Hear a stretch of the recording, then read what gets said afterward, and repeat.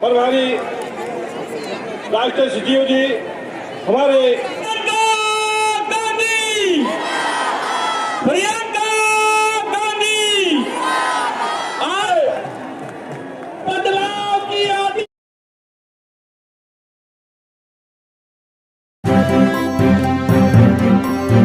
Media voice आपकी आवाज। प्रियंका गांधी जी आपके बीच में है।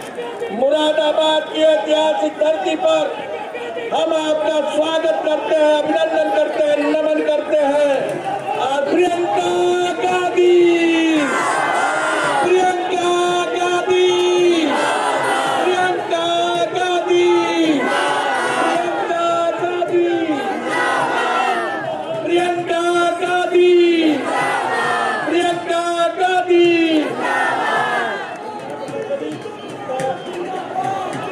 अपने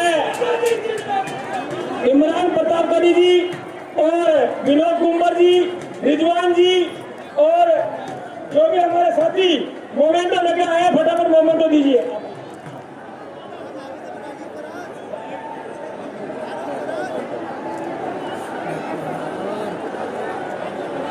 कहना चाहता हूं, ये उमड़ी हुई जन सैलाब इस बात को गवाही दे रहा है कि प्रियंका गांधी जी आपके संघर्ष में इस मुरादाबाद की धरती पर आया हुआ एक एक नौजवान, एक एक किसान, महिलाएं आपके साथ है। जरा हाथ उठाकर समर्थन दे दीजिए, समर्थन दे दीजिए। बदलाव की आदि है जिसका नाम, बदलाव की आदि है जिसका नाम, बदलाव की आदि है जिसका नाम, बदलाव की आदि है जिसका नाम। निश्चित तौर से बदलाव का दौर चल रहा है। मैं कह रहा था किसान दुखी है, परेशान है। आज रात रात भर किसान अपने खेतों का पहरा करने पर मजबूर है। आज महिलाएं दिन भर अपने खेतों का पहरा कर रही है। रात रात भर किसान अपने फसलों का पहरा कर रहा है और किसान अन्ना जानवरों से परेशान है। ओलावृष्टि, अतिवृष्टि, बेमौसम बारिश में किसानों का फसल बर्बाद हुआ, लेकिन इस सरकार ने 1 रुपया मुआवजा देने का काम किसानों को नहीं किया। आज किसान दुखी है और ये सरकार किसानों के साथ विश्वासघात करने का काम कर रही है।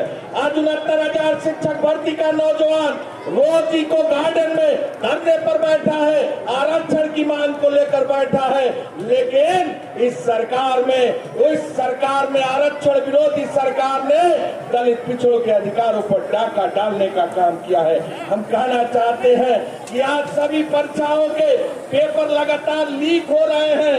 आपको यह बताना होगा, यह जताना होगा, यह संदेश देना होगा।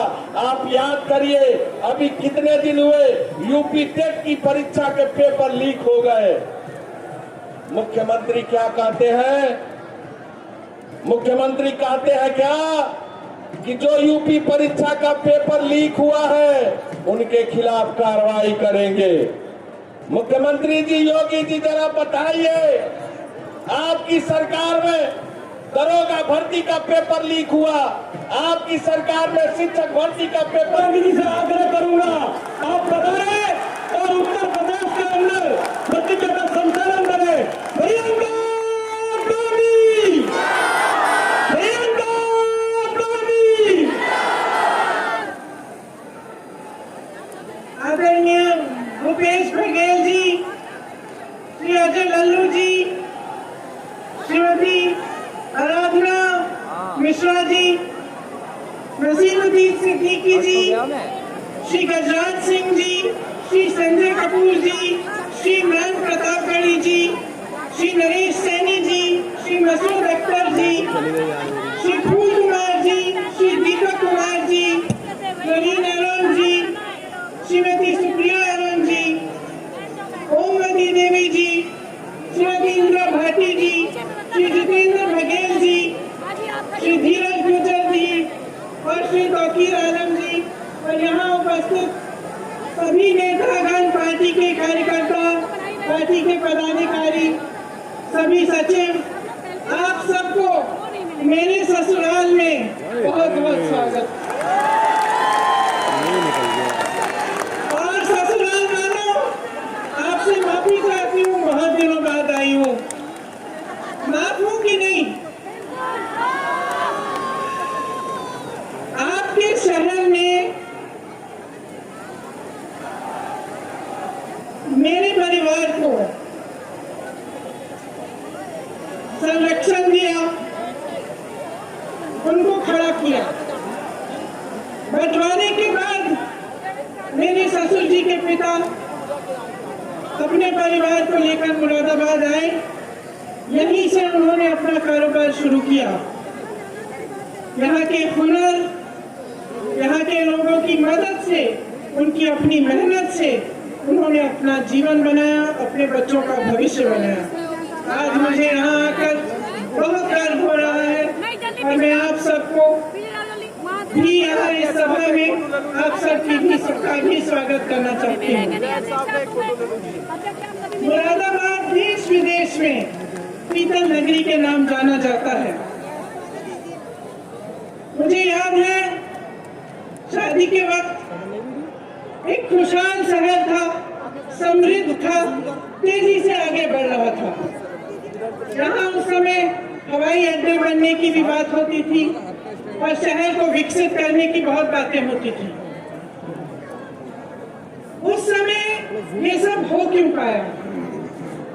क्योंकि आपके हुनर के साथ साथ, व्यापारियों के मेहनत के साथ साथ, मजदूरों के मेहनत के साथ साथ आपके पास एक ऐसी सरकार थी जिसने आपका समर्थन किया, जिसने आपको आगे बढ़ने के लिए, आपको विकसित बनाने के लिए मदद किया। मुझे याद है उस समय एक्सपोर्ट प्रमोशन काउंसिल हैंडीक्राफ्ट के लिए बनी। एक्सपोर्टरों को ड्रॉबैक मिलते थे, ब्याज की सब्सिडी मिलती थी। राजीव गांधी जी, मेरे पिताजी ने कारोबारियों के लोन भी माफ किए, टैक्स में भी मदद होती थी। उस तरह से यहाँ का कारोबार बहुत बड़ा, आपका ये शहर फूला फला आगे बढ़ा। आज स्थिति क्या है? आज हालात क्या है? जहाँ 8,000 करोड़ रुपए का कारोबार होता था, निर्यात होता था यहाँ से, आज 2,000 करोड़ घट गया है। सिर्फ पिछले 5-6 सालों में 3 लाख कारीगरों की रोजी रोटी खत्म हो चुकी है। भाजपा की नीतियों ने कारोबार, आपके भविष्य को बर्बाद किया। सबसे पहले तो नोटबंदी लागू की, इससे आपको बहुत संकट हुआ। आपको बताया गया कि देश के लिए काम हो रहा है कि काला धन वापस आएगा। कोई काला धन वापस नहीं आया। आप सबको अच्छी तरह मालूम है कि क्या हुआ। उसी तरह से जीएसटी लागू की गई, जिससे आपकी कमर तोड़ी गई। निर्यातकों का ड्रॉबैक खत्म किया गया, ब्याज पर सब्सिडी नहीं मिलती, कारीगरों को दिहाड़ी आधी हुई, कारोबारों में मंदी हुई, बिजली महंगी हुई, डीजल महंगा हुआ, कच्चा माल महंगा हुआ। उधर चीन तेजी से आगे बढ़ रहा था। जिस तरह से उन्होंने एक एक हुनर को लेके पूरे शहर में इंफ्रास्ट्रक्चर बनाया, उस तरह से हमें यहाँ पे भी बनाना चाहिए था। यहाँ पे सारी उपलब्धियां और सारी सुविधाएं उपलब्ध होनी चाहिए थी। यहाँ का इंफ्रास्ट्रक्चर मजबूत करना चाहिए था। यहाँ पे पूरी तरह से मदद करनी चाहिए थी ताकि आपका शहर भी विकसित हो पाए। ये सब नहीं हुआ। आपने पीतल नगरी बनाई, उद्योग नगरी बनाई, अपने हाथों से, अपने खून, अपने पसीने से बनाई। ये सरकार सिर्फ अंधेर नगरी बनाती है और अंधेर नगरी का चौपट राजा है। व्यापार आज पूरे प्रदेश में चौपट है, युवाओं का भविष्य चौपट है, खेती किसानी चौपट है, महंगाई से घर का बजट चौपट है। आपने देखा होगा 27 नवंबर को यूपी टेट की परीक्षा हुई। 22 लाख युवाओं ने मेहनत की, 2 सालों के लिए काम किया। क्या हुआ? पेपर आउट हो गया, परीक्षा रद्द की गई, भर्ती फिर से लटक गई। फिर से क्यों कह रही हूँ? क्योंकि इस तरह से तमाम भर्तियां हैं। मैं ऐसे लोगों से बात कर चुकी हूँ, ऐसे युवाओं से बात कर चुकी हूँ जो 6 सालों से नियुक्तियों का इंतजार कर रहे हैं, जिन्होंने 4-5 परीक्षाएं दे दी हैं, लेकिन आज तक उनको रोजगार नहीं मिला। यहाँ पेपर आउट हुआ, नई बात नहीं थी। 12 परीक्षाओं में इस तरह से हुआ है। 10 लाख से अधिक सरकारी पद खाली पड़े हैं, लेकिन युवाओं को रोजगार नहीं मिल रहा। योगी आदित्यनाथ जी बयान देते हैं कि उत्तर प्रदेश में नौकरियां बहुत है, नौकरी योग्य युवा कम है। अब आप बताइए, जहां जहां मैं जाती हूँ मुझे ऐसे युवा मिलते हैं जिन्होंने BA पास की है, किसी ने ITI पास किया है, किसी को MA भी हुआ है, और मुश्किल से संघर्ष करके मैं एक वाल्मीकि कॉलोनी में गई लखनऊ में, वहां में एक महिला से मिली। उसने मुझे कहा कि मैं संघर्ष करके घरों में काम कर करके 4-5 हजार रुपए का वेतन लेके मैंने अपनी बेटी को पढ़ाया। मेरी बेटी BA कर चुकी है, ITI पास है, आज तक दर भटक रही है, उसको नौकरी नहीं मिली। अगले घर में गई, वही समस्या, अगले घर में गई, वही समस्या। मैं कम से कम 10 परिवारों से मिली उसी एक कॉलोनी में, सबने मेहनत से अपने बच्चों को पढ़ाया। नौजवान मेरे सामने आए, उन्होंने सबने कहा कि हम दीदी हमने पढ़ाई की है, कहीं पे रोजगार नहीं मिलता। और योगी जी इस तरह के बयान देते हैं। ये सब क्यों हो रहा है? मैं आपको एक छोटी सी बात बताती हूँ। बघेल जी यहाँ उपस्थित हैं। 2 दिन पहले बघेल जी बता रहे थे कि उत्तर प्रदेश के कुछ व्यापारियों से, उद्योगपतियों से उनकी चर्चा चल रही थी। तो उन उद्योगपतियों ने बताया कि एक पोर्टल की जरूरत थी, जिसके लिए वह मुख्यमंत्री जी से मिलना चाह रहे थे, लेकिन पिछले 4 सालों से उनको मिलने का मौका नहीं मिला। तो बघेल जी से मैं बात कर रही थी कि ऐसा कैसे हो सकता है कि 4 सालों से कोई अपनी समस्या को लेकर भटक रहा है। उद्योगपति है, व्यापारी है, प्रदेश को आगे बढ़ाने वाले लोग हैं, कैसे हो सकता है कि मुख्यमंत्री जी इनके लिए समय नहीं बता रहे हैं? तो बघेल जी ने मुझे एक बात कही जो मेरे मन में रही।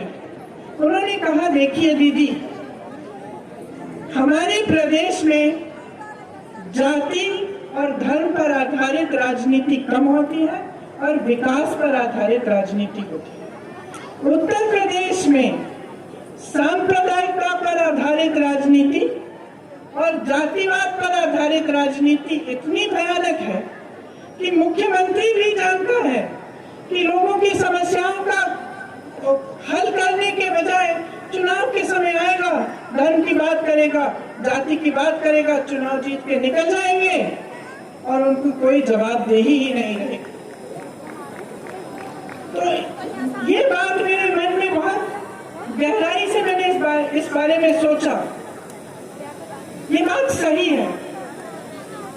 जब तक पब्लिक जवाबदेही नहीं मांगेगी अपनी नेताओं से, तब तक ये सिलसिला चलता रहेगा। जब तक वोट विकास के आधार पर नहीं डलेगा, जब तक आप ये सवाल नहीं करेंगे कि मेरे गांव में, मेरे लिए, मेरे शहर में आपने 5 सालों में क्या किया, जब तक ये सवाल सबसे महत्वपूर्ण नहीं होगा, तब तक इसी तरह की राजनीति में आप फंसे रहेंगे, माफियाओं के दलदल में फंसे रहेंगे। मुझे आश्चर्य हुआ मैं जब यूपी आई, जमीन की माफिया, नदी की माफिया, भालू की माफिया, कढ़ाई की माफिया, इम्तिहानों की माफिया, जहां देखो माफिया ही माफिया। मुझे तो आश्चर्य है कि सांस पे कोई माफिया नहीं है कि आप सांस ले रहे हैं और आपसे हफ्ता लिया जाए। ये हालात है आपके प्रदेश के। ये हालात आप बदलोगे कैसे? मुझे बहुत बड़ी शिकायत है आपसे। जब तक आप इस तरह की राजनीति के घेरे में फंसे रहेंगे तब तक कोई बदलाव नहीं आने वाला है। नेता के बाद नेता यहाँ मंच पर खड़े होकर फिजूल की बातें करेगा, आपको तरह तरह के वचन देगा, लेकिन उसको दिल में मालूम होगा कि उसकी कोई जवाबदेही नहीं है। इसीलिए सबसे बड़ी जिम्मेदारी आपकी है। आप नेताओं को जिम्मेदार बनाओ, सिखाओ उनको कि ऐसा नहीं चलेगा। मंच पर आकर खोखले वचन बनाए, 5 सालों के लिए आप कुछ नहीं करें, ये नहीं चलेगा। इसीलिए कांग्रेस पार्टी इस चुनाव को सिर्फ और सिर्फ विकास के आधार पर लड़ना चाहती है। हमने प्रतिज्ञाएं ली है। क्या प्रतिज्ञा ली है? कि हम 20 लाख रोजगार दिलवाएंगे, हर जिले में हम उद्योगों के हब लगवाएंगे। ये प्रतिज्ञा इसलिए है क्योंकि खोखला वचन नहीं है। आपको मुख्यमंत्री जी ने कहा कि किस तरह से उन्होंने वचन दिया और 2 घंटे के अंदर अंदर कर्ज माफ किए। उन्होंने आपको बताया कि किस तरह से छत्तीसगढ़ में आज कांग्रेस की सरकार 2500 रुपए क्विंटल धान खरीद रही है। तो ये कोई कल्पना नहीं है, ये सच्चाई है। अगर हम कह रहे हैं, हम करके भी दिखाएंगे। देखिए, किसानों ने जो आंदोलन किया, इससे एक बहुत बड़ी बात आगे आई है कि जब आप मन बना लेते हैं, जब आप अटल रहते हैं, आप अडिग बन जाते हैं, तो सरकार को झुकना पड़ता है। सरकारों ने, किसानों ने त्याग दिया। 700 से अधिक किसान शहीद हुए। उन 700 शहीदों के लिए प्रधानमंत्री जी 2 मिनट के लिए भी संसद में मौन नहीं रहे। 2 मिनट का मौन नहीं किया, संसद में चर्चा भी नहीं की उन कानूनों पर जिन कानूनों को रद्द करने जा रहे थे। लखीमपुर के केरी में नरसिंहार हुआ, किसानों को अपनी जीप के पहियों के तले मंत्री के बेटे ने कुचल कर मार डाला। प्रधानमंत्री जी ने एक लफ्ज नहीं कहा, योगी आदित्यनाथ जी ने एक लफ्ज नहीं कहा, बल्कि कुछ दिनों पहले लखनऊ आए, उनके साथ मंच पर वही मंत्री खड़े थे, आज भी मंत्री हैं, उनको बर्खास्त क्यों नहीं किया?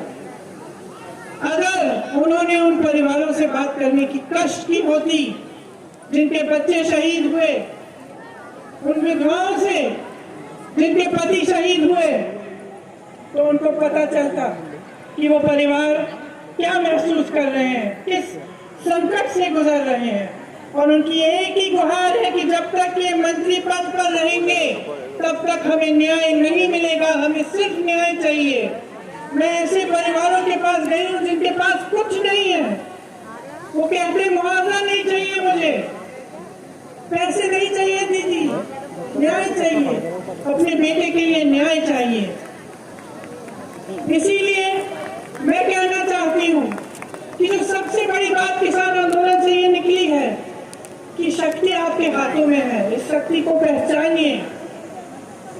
इन 3 काले कानूनों के अलावा किसानों की बहुत बड़ी बड़ी समस्याएं हैं जिनको सरकार बार बार नकार रही है। आप ही को मालूम है कि गन्ना का कितना आपको भुगतान मिला, अभी भी 4000 करोड़ का भुगतान बचा है। नरेंद्र मोदी जी का एक हवाई जहाज जो उन्होंने पिछले साल खरीदा, कोरोना के समय खरीदा, 8000 करोड़ का है। एक हवाई जहाज जिसमें सिर्फ नरेंद्र मोदी जी बैठ के घूमते हैं, 8000 करोड़ का है। आपका पूरा गन्ना का भुगतान 4000 करोड़ का है। संसद के सुंदरीकरण में जो अच्छा खासा संसद है, 70 सालों से चला आ रहा है, एक ऐतिहासिक इमारत है, उसके सुंदरीकरण करने के लिए ये लोग 20,000 करोड़ खर्च सकते हैं, आपके लिए कुछ नहीं दे सकते। आपके कर्ज माफ करने की बात होती है तो चुप हो जाते हैं, कहते हैं कि पैसा नहीं है।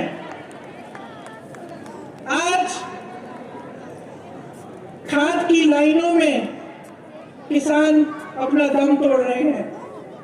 मैं ललितपुर के 4 परिवारों से मिलने गई। 2 किसानों ने खाद की लाइन में खड़े होते हुए दम तोड़ा और 2 ऐसे किसान थे जो इतने समय के लिए खाद की लाइन में खड़े रहे और खाद खत्म हो गई, मायूस होकर घर आए, आत्महत्या कर ली। उनकी छोटी छोटी सी बच्चियों ने मेरे से बात की कि दीदी हम क्या करेंगे। डीजल का दाम आसमान छू रहा है। आपको एमएसपी के कम दाम में आपसे धान और गेहूं खरीदा जा रहा है। हमारी ये प्रतिज्ञा है कि छत्तीसगढ़ की तरह यहाँ पर भी 2500 रुपए में धान खरीदा जाएगा। यहाँ पर भी गेहूं 400 रुपए क्विंटल में खरीदा जाएगा। माफ करिए, गन्ना 2500 में गेहूं और धान और 400 में गन्ना। किसानों के लिए हमने तय किया है कि आपका पूरा कर्जा हम माफ कराएंगे।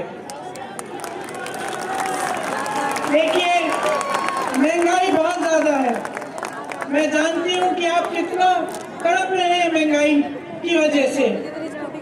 ये मेरी महिलाएं बैठी हैं, ये लोग सोचते हैं कि आपको एक गैस सिलेंडर पकड़ाकर आपके प्रति पूरी जिम्मेदारी खत्म हो गई। इनको दिखाइए कि जब तक आपको पैरों पे खड़ा करेंगे नहीं, जब तक आपको सशक्त नहीं बनाएंगे, आपको मजबूत नहीं बनाएंगे, तब तक आपका वोट उनको नहीं मिलेगा। मैं आप सबसे कहना चाहती हूँ, महिलाओं को आगे बढ़ाओ। ये महंगाई की मार किसानों पर है, गरीबों पर है, दलितों पर है, लेकिन सब वर्गों में इनका बोझ आप उठाती हैं। मैं जानती हूँ कि आप कितना संघर्ष कर रही हैं।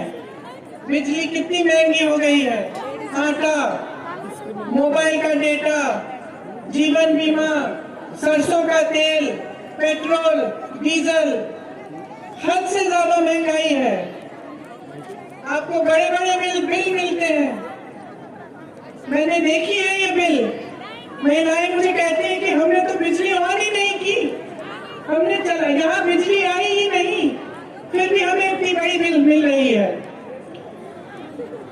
आप सब यहाँ पर, ये एक ऐसा शहर है जहाँ उद्योग है। आप सब जानते हैं कि बिजली का कमर्शियल रेट कितना है और इसकी वजह से कितना नुकसान हो रहा है।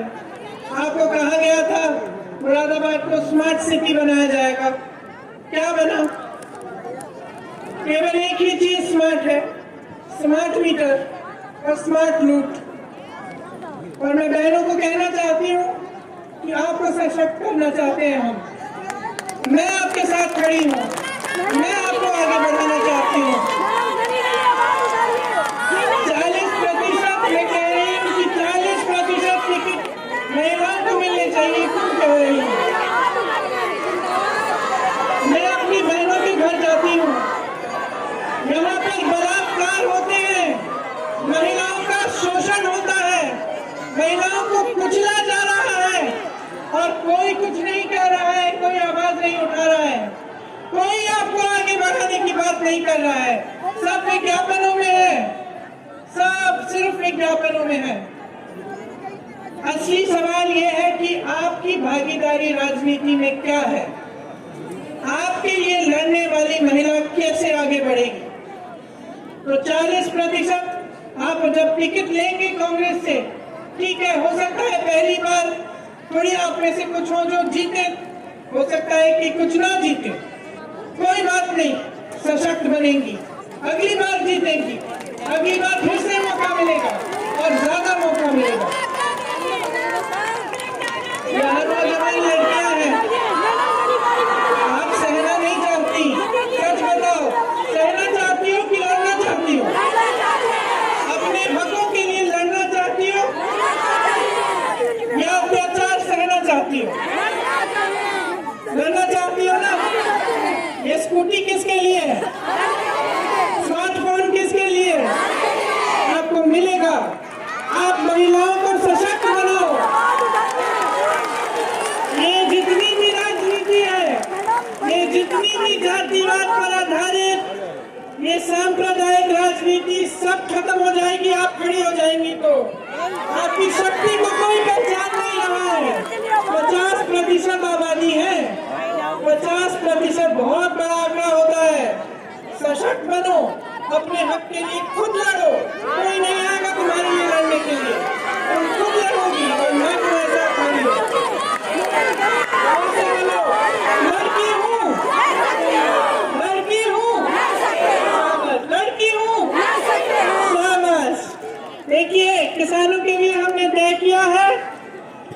कि हम कर्जा माफ करेंगे और सबके लिए तय किया है कि बिजली बिल हाफ होगी। कोरोना काल का बकाया खासतौर से जो छोटे दुकानदार, छोटे व्यापारियों ने दिया, वो साफ किया जाएगा। कोरोना में आपने बहुत संकट झेला, सरकार आपके प्रति आक्रामक बन गई। आपने ऑक्सीजन मांगा तो सरकार आपके पीछे पड़ गई, आपकी मदद नहीं हुई। आपको ये दौर अच्छी तरह से याद होगा। उद्योग, एक्सपोर्ट, ठेले कुमचे वाले सबका व्यापार कम हुआ, काफी लोगों का व्यापार बंद भी हुआ। उन्हें हम फिर से मदद करना चाहते हैं कि दोबारा अपने पैरों पे खड़े हों। इसीलिए सबसे गरीब परिवार, जिन्होंने सबसे ज्यादा संकट, जिनको सबसे ज्यादा संकट पहुंचा कोरोना से, उनको हम 25,000 रुपए देना चाहते हैं। देखिए, अगर हमारी सरकार आएगी, अगर हमारी सरकार आएगी तो चाहे कोई भी बीमारी हो, 10 लाख रुपए का इलाज सरकार मुफ्त में कराएगी।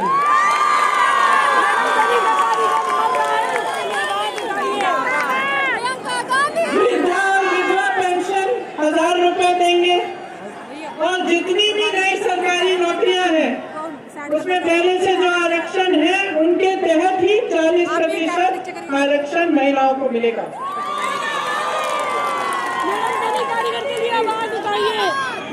सुनिए,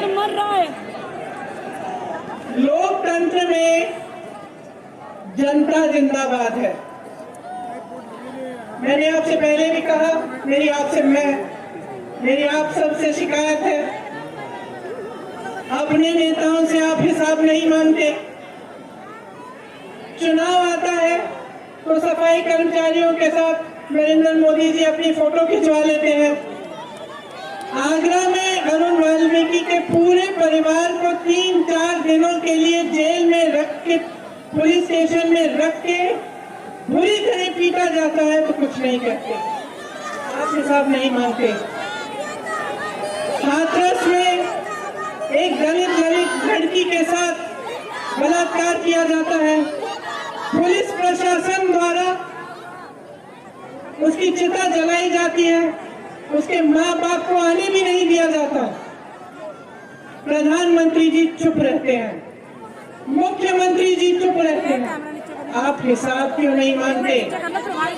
किसानों का रोज रोज अपमान किया, तरह तरह की चीजें कही, देशद्रोही आंदोलन जीवी, भगवान जाने क्या क्या कहा। चुनाव आ रहा है ना, चुनाव आ रहा है ना,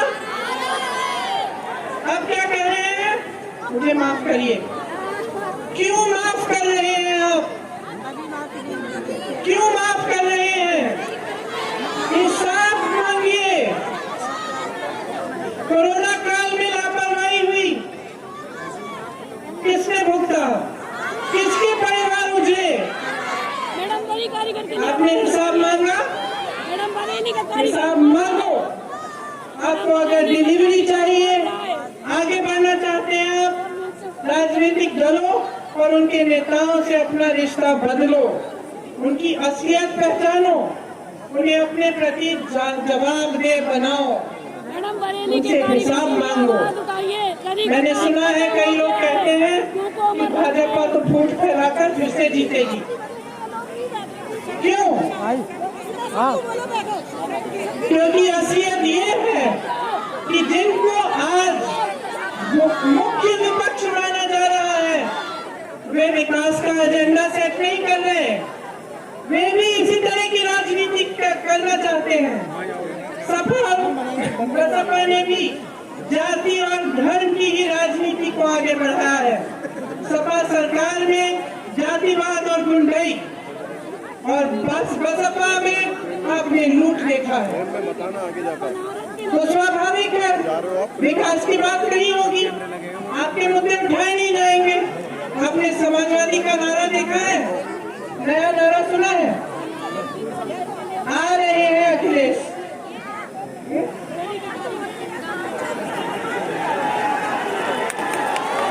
मैं पूछना चाहती हूँ, सीएए और एनआरसी के कानून बने, मैंने अपनी आंखों से देखा मैं बिजनौर गई। बिजनौर में एक 19 साल का लड़का अनस दूध बेचता था, उसकी निर्मम हत्या की गई। दूसरे घर में गई, एक लड़का सुलेमान मस्जिद के बाहर खड़ा था, पुलिस ने गोली मारी, उसकी हत्या कर दी, कोई कार्रवाई नहीं हुई। मैं पूछना चाहती हूँ, क्या अखिलेश जी आए? उम्मा में नरसिंहार हुआ, 13 आदिवासियों की मौत हुई, उनको पीटा गया लाठियों से और उनको गोली मारी गई। क्या अखिलेश जी आए? उन्नाव और हाथरस में क्या हुआ? मेरी बहनें बैठी हुई हैं। उन्नाव और हाथरस में महिलाओं पर अत्याचार हुआ, उनको जलाया गया। क्या अखिलेश जी आए? किसानों के आंदोलन में लखीमपुर खीरी में नरसिंहार हुआ। जैसे मैंने कहा, आप सबने देखा वो वीडियो, जीप के नीचे किसानों को कुछ लाकर गया। क्या अखिलेश जी आए? तो आप चुनाव के समय क्यों आ रहे हैं?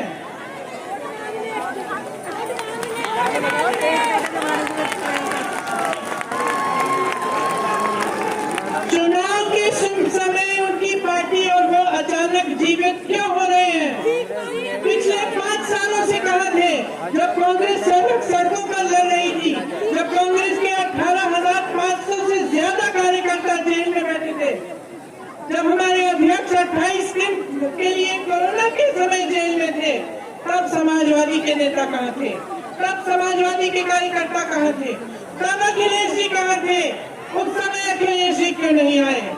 मैं पूछना चाहती हूँ, जब दलितों पर अत्याचार हुआ, हाथरस में हुआ, आगरा में हुआ, अभी हाल में हाफामऊ इलाहाबाद में मैं गई थी, दलित परिवार पर अत्याचार हुआ, उनको चारों को, माँ, बाप, बेटा, 10 साल का बेटा जो जिसको ठीक से सुनाई भी नहीं देता था, और 15 साल की लड़की का बलात्कार करके उन सब की हत्या की गई।